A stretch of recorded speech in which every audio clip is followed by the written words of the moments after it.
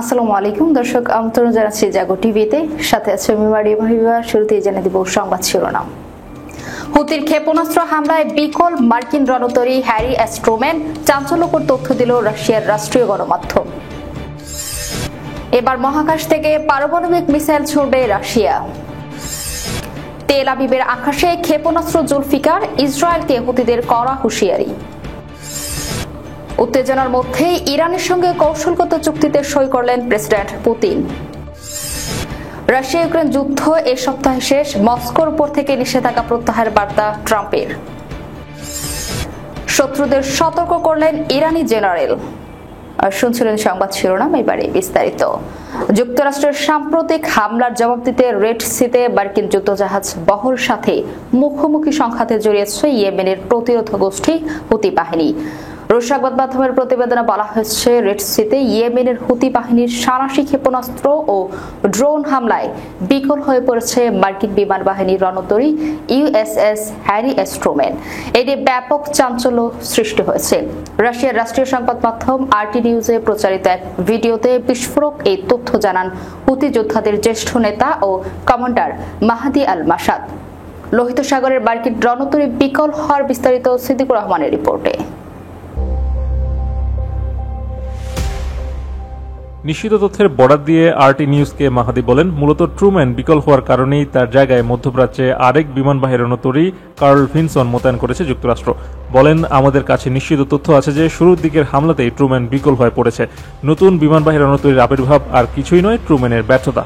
তবে হামলায় ট্রুম্যান বা নৌবহরের কোনো ক্ষয়ক্ষতি হয়নি বলে দাবি করেছে যুক্তরাষ্ট্র। হামলার উদ্দেশ্য ছড়া সকল ক্ষেপণাস্ত্র এবং ড্রোন বিধ্বস্ত করার দাবি তাদের। এদিকে ইয়েমেনে চলমান ধারাবাহিক বিমান হামলা এবং জানমালের ক্ষয়ক্ষতির জন্য মার্কিন প্রেসিডেন্ট ডোনাল্ড ট্রাম্পকে জনতার সামনে বিচারের আওতায় আনা হবে বলে প্রত্যয় জানিয়েছে প্রতিরোধ যোদ্ধারা। ট্রাম্প পালিয়েও বাঁচতে পারবে না বলে হুঁশিয়ারি জানিয়েছেন তারা। বলেন, বেসামরিক মানুষ, বেসামরিক স্থাপনার বিরুদ্ধে হামলার যে অপরাধ, সেসবের জন্য ট্রাম্পকে জবাবদিহিতার আওতায় আনা হবে। এগুলো আন্তর্জাতিক আইনের লঙ্ঘন। সে যেই হোক না কেন, যেখানেই পালাক না কেন, প্রেসিডেন্ট হিসেবে ক্ষমতায় থাকুক বা না থাকুক, জনতার সামনে তার কঠোর বিচার হবে। গাজায় যতদিন যুদ্ধ চলবে, ফিলিস্তিনের প্রতি সংহতি জানিয়ে ততদিন মার্কিন ও ইসরায়েলিদের বিরুদ্ধে হামলা চলবে বলে প্রতিশ্রুতি জানিয়েছে ইয়েমেনের প্রতিরোধ যোদ্ধারা।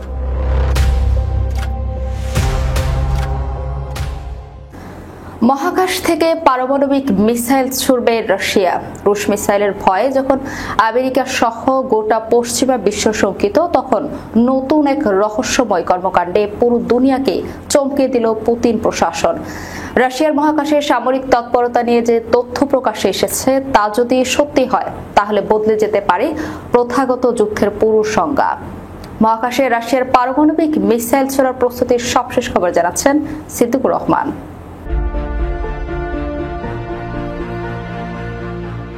জমিন থেকে নয়, এবার মহাকাশ থেকেই হতে পারে আক্রমণ। সম্প্রতি রাশিয়া পৃথিবীর কক্ষপথে যে কৃত্রিম উপগ্রহ পাঠিয়েছিল তা নিয়ে গভীর উদ্বেগে পশ্চিমা দেশগুলো। মার্কিন মহাকাশ সংস্থা এবং গোয়েন্দাদের দাবি, রাশিয়া এই উপগ্রহগুলোর মাধ্যমে মহাকাশে পারমাণবিক মিসাইল ছোড়ার প্রস্তুতি নিচ্ছে। গত ফেব্রুয়ারিতে রাশিয়া পৃথিবীর নিম্ন কক্ষপথে পাঠিয়েছিল 3টি সামরিক কৃত্রিম উপগ্রহ, কসমোস 2581, 2582 ও 2583। এসব উপগ্রহ থেকে রহস্যময় কিছু বস্তু বের হতে দেখা গেছে, যা দেখে প্রথম থেকেই সন্দেহের দানা বাঁধে মার্কিন মহাকাশ ও গোয়েন্দা সংস্থাগুলোর মধ্যে। তাদের ধারণা, এগুলো আসলে পারমাণবিক মিসাইল লঞ্চারের অংশ। এই উৎক্ষেপণ হয় উত্তর রাশিয়ার পুলেঙ্কো কসমড্রোম থেকে এবং এপ্রিলের প্রথম সপ্তাহেই ইউএস স্পেস ফোর্স শনাক্ত করে কসমোস 2583 উপগ্রহ থেকে আলাদা হয়ে কক্ষপথে ঘুরতে থাকা এক রহস্যময় বস্তুকে। যদিও এর সুনির্দিষ্ট উদ্দেশ্য সম্পর্কে নিশ্চিত কিছু জানাতে পারেনি তারা, তবুও সন্দেহটা আরও ঘনীভূত হয়। রুশ বাহিনীর পক্ষ থেকে এখনও এ বিষয়ে কোনো আনুষ্ঠানিক মন্তব্য না আসায় আতঙ্ক আরও বাড়ছে পশ্চিমাদের মধ্যে। ইউএসএসএফ এর দাবি, উপগ্রহটি কোনো যান্ত্রিক ত্রুটির কারণে খণ্ডবিখণ্ড হয়ে যায়নি, বরং এটি উদ্দেশ্যপ্রণোদিতভাবে মহাকাশে ছড়ানো হয়েছে। মার্কিন স্পেস কমান্ড গত বছরের ডিসেম্বরেই এ নিয়ে প্রথমবারের মতো উদ্বেগ প্রকাশ করেছিল। তারপর থেকেই ওই বস্তুটির গতিবিধির উপর কড়া নজরদারি চলছে। সাহায্য নেওয়া হয়েছে বিভিন্ন আন্তর্জাতিক স্পেস ট্র্যাকিং সংস্থারও। যদিও রাশিয়ার দাবি, এই বস্তুটি কোনো আক্রমণাত্মক উদ্দেশ্য নেই, তবে মার্কিন কর্মকর্তারা আশঙ্কা করছেন যে কোনো সময় এটি ব্যবহার করে প্রতিপক্ষ দেশের স্যাটেলাইট ধ্বংস করে দিতে পারে রুশ বাহিনী। এর ফলে মহাশূন্যেই শুরু হয়ে যেতে পারে নতুন ধরনের ঠান্ডা যুদ্ধ। বিশ্লেষকদের মতে, সত্যিই যদি মহাকাশ থেকে পারমাণবিক হামলার সক্ষমতা অর্জন করে রাশিয়া, তবে তা হবে ইতিহাসের এক মোড় ঘোরানো ঘটনা, যেখানে যুদ্ধ আর শুধু সীমান্তে সীমাবদ্ধ থাকবে না, পৌঁছে যাবে কক্ষপথেও।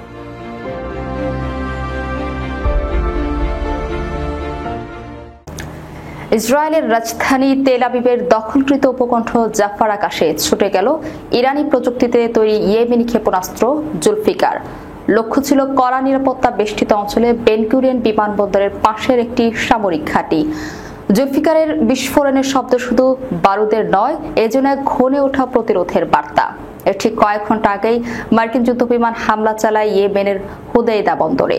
সেখানে নিহত হন অন্তত ৭৪ জন, আহত হন আরও ১৭১ জন।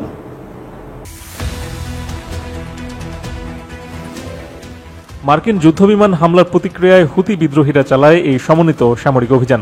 মেহের নিউজ এজেন্সির প্রতিবেদন অনুযায়ী ইয়েমেনি সশস্ত্র বাহিনীর মুখপাত্র ব্রিগেডিয়ার জেনারেল ইয়াহিয়া সারি জানান, তারা শুধু ইসরায়েল নয়, চ্যালেঞ্জ ছুড়ে দিয়েছে যুক্তরাষ্ট্রের সামরিক শক্তির দিকেও। ২ বিমানবাহী রণতরী ট্রুম্যান ও ভিনসন এর দিকেও চালানো হয়েছে হামলা। এছাড়াও ইয়েমেনের প্রতিরক্ষা বিভাগ সানা প্রদেশে গুলি করে নামিয়ে ফেলেছে একটি মার্কিন MQ-9 ড্রোন, যা মধ্যপ্রাচ্যে নিয়মিত নজরদারির জন্য ব্যবহার হতো। ইয়েমেন এই পাল্টা হামলার মাধ্যমে স্পষ্ট বার্তা দিয়েছে তারা দুর্বল নয়, বরং তাদের স্বাধীন প্রতিরক্ষা ব্যবস্থা এখন অনেক বেশি সংগঠিত ও কার্যকর। সবচেয়ে গুরুত্বপূর্ণ দিক হল ইরানি প্রযুক্তির জুলফিকার ব্যালিস্টিক মিসাইলের সাহায্যে ইয়েমেন থেকে সরাসরি ইসরায়েলের মূল ভূখণ্ডে হামলা চালানো হয়েছে। এটি মূলত একটি সামরিক বার্তা নয়, ইসরায়েলের জন্য এক গুরুত্বপূর্ণ কূটনৈতিক চ্যালেঞ্জ। কেননা বেন গুরিয়নের মতো কড়া নিরাপত্তা বেষ্টিত অঞ্চলে এ ধরনের হামলা ইসরায়েলের প্রতিরক্ষার দক্ষতা নিয়ে বড় প্রশ্ন তোলে। ইসরায়েলের পক্ষ থেকে এখনো পর্যন্ত কোনো আনুষ্ঠানিক প্রতিক্রিয়া আসেনি, তবে সামরিক বিশ্লেষকরা বলছেন, যদি এই হামলা নির্দিষ্ট লক্ষ্যে সফলভাবে আঘাত করে তাহলে এটি ইসরায়েলের জন্য এক নতুন ধরনের হুমকির সূচনা হতে পারে। মধ্যপ্রাচ্যের ভূ রাজনীতিতে স্পষ্টতই ইরান ইসরায়েলের সংঘাতের ছায়া এবার ইয়েমেনের উপর আরও বিস্তৃত হয়েছে। ইয়েমেন জানিয়ে দিয়েছে, যদি যুক্তরাষ্ট্র তাদের উপর আগ্রাসন চালায় তাহলে প্রতিরোধ হবে আরও ভয়ঙ্কর। ফলে শান্তির পরিবর্তে পুরো অঞ্চলটি ধাবিত হবে বড় সংঘাতের দিকে।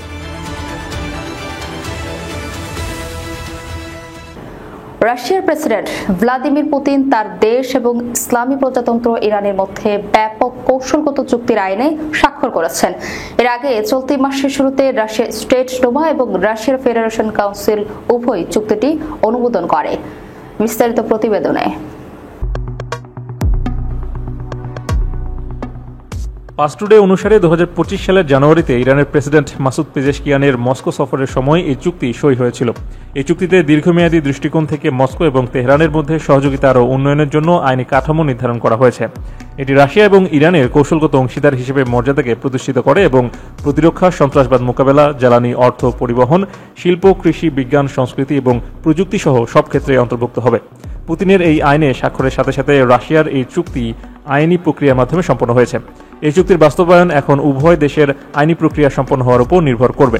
সম্প্রতি রাশিয়া সফরের সময় রাশিয়া টুডের সাথে একান্ত সাক্ষাৎকারে ইরানের পররাষ্ট্রমন্ত্রী সাইদ আব্বাস আরাকচি এই বিষয়ে এক প্রশ্নের জবাবে বলেন, আগামী দিনে ইরানের সংসদও এই চুক্তি অনুমোদন করবে এবং আমি মনে করি আগামী কয়েক সপ্তাহের মধ্যে এই চুক্তি কার্যকর হবে। আরাকচি উল্লেখ করেছেন, বিস্তৃত কৌশলগত চুক্তি বিশ্বকে এই বার্তা দেয় যে ইরান এবং রাশিয়া দীর্ঘমেয়াদী সহযোগিতা খুঁজছে এবং স্বল্পমেয়াদী সমস্যাগুলো এই সম্পর্কে ক্ষতিগ্রস্ত করতে পারবে না। অতএব আমি বিশ্বাস করি যে এই চুক্তি বাস্তবায়নের মাধ্যমে আমাদের সহযোগিতার পথ আরও শক্তিশালী হবে। চলতি সপ্তাহে রাশিয়া এবং ইউক্রেনের মধ্যে যুদ্ধবিরতি চুক্তি হতে পারে বলে জানালেন ডোনাল্ড ট্রাম্প। পাশাপাশি মার্কিন প্রেসিডেন্টের বার্তা, যুদ্ধবিরতি কার্যকর হলে মস্কোর উপর থেকে আর্থিক ও বাণিজ্যিক নিষেধাজ্ঞা প্রত্যাহার করবে ওয়াশিংটন। এদিকে মার্কিন পররাষ্ট্র সচিব মার্কো রুবিও জানিয়েছেন, আন্তর্জাতিকভাবে স্বীকৃতি ক্রিমিয়ার উপরে রাশিয়ার অধিকার মেনে নিতে পারে যুক্তরাষ্ট্র। ট্রাম্প তার নিজস্ব সামাজিক যোগাযোগ মাধ্যম ট্রুথ সোশ্যালে যুদ্ধবিরতির সম্ভাবনার কথা জানিয়ে লিখেছেন, তারপরে দুদেশই আমেরিকার সঙ্গে বাণিজ্য শুরু করবে এবং প্রচুর অর্থ লাভ করে সমৃদ্ধশালী হবে, নিজেদের ভাগ্য করবে। প্রসঙ্গত, মার্কিন সরকারের পররাষ্ট্র সচিব মার্কো রুবিও গত সপ্তাহে ইউরোপ সফরে গিয়ে ইউরোপীয় ইউনিয়নের নেতাদের সঙ্গে বৈঠকের সময় যুদ্ধবিরতির প্রস্তাব সংক্রান্ত আলোচনার অগ্রগতি না হওয়ায় উষ্মা প্রকাশ করেছেন। তিনি বলেন, যুদ্ধবিরতি আদৌ সম্ভব কিনা আমাদের খুব দ্রুত সেই সিদ্ধান্ত নিতে হবে। আমরা কয়েকদিন বা সপ্তাহখানেক দেখব। যদি শান্তি চুক্তিতে কোনো অগ্রগতি না হয় তবে আমরা আর এর মধ্যে থাকবো না, অন্যান্য বিষয়ে মনোযোগ দেব। সেই সঙ্গে মার্কিন পররাষ্ট্র সচিবের মন্তব্য ছিল, আমরা চাই যুদ্ধটা শেষ হোক, কিন্তু এটা আমাদের যুদ্ধ নয়। এরপরে গত শনিবার রুশ president Vladimir Putin star Sunday উপলক্ষে 1.5 দিনের যুদ্ধবিরতি ঘোষণা করেন। যদিও ইউক্রেনের প্রেসিডেন্ট ভ্লাদিমির জেলেনস্কি সরকার জানিয়েছিল সেই সময়সীমার মধ্যেও রুশ ফৌজ ধারাবাহিকভাবে ড্রোন হামলা চালিয়েছে। এই আবহে ট্রাম্পের মন্তব্য তাৎপর্যপূর্ণ বলে মনে করছেন কূটনৈতিক পর্যবেক্ষকদের অনেকে। 2022 সালের 24 ফেব্রুয়ারি শুরু হওয়া যুদ্ধ শেষ পর্যন্ত ইতি টানতে পারলে ট্রাম্পের উদ্যোগ ঠাঁই হয়ে যাবে ইতিহাসের পাতায়। যুদ্ধবিরতি নিয়ে আলোচনায় অগ্রগতি হলে আদতে ইউক্রেন ভূখণ্ড হিসেবে আন্তর্জাতিকভাবে স্বীকৃত ক্রিমিয়ার উপর রাশিয়ার অধিকার মেনে নিতে পারে বলে ইঙ্গিত দিয়েছে মার্কো।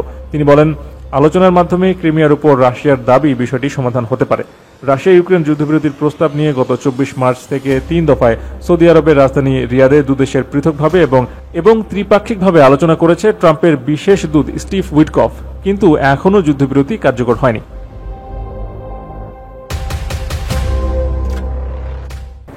ইরানের ইসলামী বিপ্লবী গার্ড কর্পস আইআরজিসির প্রতিষ্ঠার 46তম বার্ষিকীতে সর্বোচ্চ স্তরের আভিযানিক প্রস্তুতি ঘোষণা করেছে। ইরানকে রক্ষা করার এবং যে কোনো প্রতিপক্ষের মোকাবেলা করার অটল প্রতিশ্রুতি পুনর্ব্যক্ত করেছে বাহিনীটি। আইআরজিসির মুখপাত্র ব্রিগেডিয়ার জেনারেল আলী মোহাম্মদ নায়েনি আজ মঙ্গলবার এক মিডিয়া ব্রিফিংয়ে বাহিনীটির ব্যাপক কথা জানান। আইআরজিসির মুখপাত্র ব্রিগেডিয়ার জেনারেল আলী মোহাম্মদ নায়েনি বলেন, আইআরজিসি ইরানের ইসলামী বিপ্লব এবং এর অর্জনের অবিচল অভিভাবক হয়ে থাকবে। নায়েনি আইআরজিসির মহাকাশ বিভাগের উল্লেখযোগ্য অগ্রগতি তুলে ধরেন। বিশেষ করে গত বছর অপারেশন ট্রু প্রমিস 1 এবং 2 নিয়েও কথা বলেন। ইরানের মাটিতে ইসরায়েলি আগ্রাসনের বিরুদ্ধে সরাসরি প্রতিরোধ হিসেবে চিহ্নিত ছিল। তিনি বিস্তারিতভাবে বলেন, ডিভিশনের রাডার সিস্টেমের পরিসর এবং বৈচিত্র্যময় সম্প্রসারণ, এর ইলেকট্রো অপটিক্যাল সিস্টেম সম্প্রসারণ, উন্নত বিমান প্রতিরক্ষা, ড্রোন, ক্ষেপণাস্ত্র এবং যোগাযোগ সরঞ্জামের একীকরণ এবং কঠিন জ্বালানি প্রযুক্তির উপর দৃষ্টি নিবদ্ধ করে মধ্য ও দীর্ঘপাল্লার ব্যালিস্টিক ক্ষেপণাস্ত্র সিস্টেমের উন্নয়ন অন্তর্ভুক্ত। দর্শক, যাওয়ার আগে শিরোনামগুলো জানিয়ে দেব আরও একবার। হুতির ক্ষেপণাস্ত্র হামলায় বিকল মার্কিন রণতরী হ্যারি অ্যাস্ট্রোম্যান, চাঞ্চল্যকর তথ্য দিল রাশিয়ার রাষ্ট্রীয় গণমাধ্যম। এবার মহাকাশ থেকে পারমাণবিক মিসাইল ছুড়বে রাশিয়া। তেল আবিবের আকাশে ক্ষেপণাস্ত্র জুলফিকার, ইসরায়েলকে হুতিদের কড়া হুঁশিয়ারি। উত্তেজনার মধ্যেই ইরানের সঙ্গে কৌশলগত চুক্তিতে সই করলেন প্রেসিডেন্ট পুতিন। রাশিয়া ইউক্রেন যুদ্ধ এ সপ্তাহে শেষ, মস্কোর উপর থেকে নিষেধাজ্ঞা প্রত্যাহারের বার্তা ট্রাম্পের। শত্রুদের সতর্ক করলেন ইরানি জেনারেল। এই ছিল এখনকার মতো। পরবর্তী সংবাদ দেখার আমন্ত্রণ রইল। ধন্যবাদ সবাইকে। আল্লাহ হাফেজ।